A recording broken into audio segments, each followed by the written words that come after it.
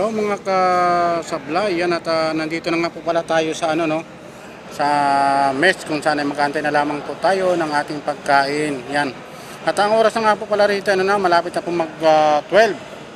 At lahat po kami nag-aantay na kasi ay nahanda pa po yung aming pagkain. Yan. Medyo malayo lamang po tayo kasi para hindi po tayo masyadong mapansin na tayo po nagbibideo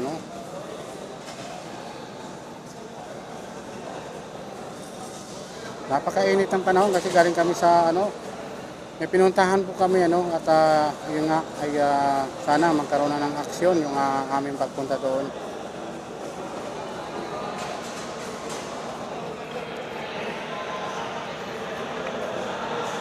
Napakainit mga kasablay napakainit ng panahon. Pero dito naman po sa loob ay meron ng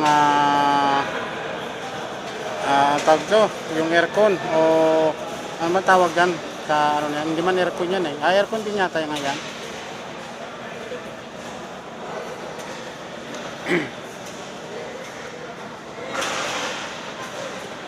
Yun yung parang mga rep sa gilid na yan, kung makikita nyo po sa video ko yan po yung marami po yan, siguro po nasa 20 piraso.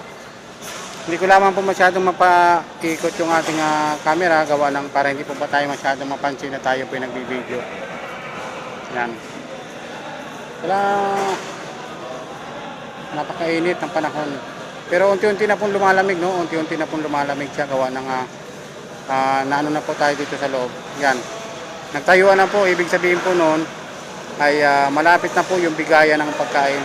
Nagla-line na po Madali lang naman po dito makakuha ng pagkain.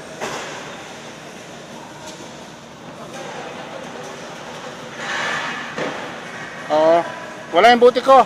Nawala yung buti ko Nalaglag. Yan. At sabi po ng kasama kong Pilipino ay napakalamig daw po ng tubig doon sa Taladya Ay sabi ko po naman nalaglag yung buti ko. Nawala yung buti ko. Yan, malapit na po ang oras ng kain at kakain po muna tayo mga kasablay. Yan, at ito nga po pala yung isa natin kasama rin vlogger si Roy Mendoza Batang Vlog. Yan. Pakipalo na lang din po ang kanyang na lang po yung kanyang account.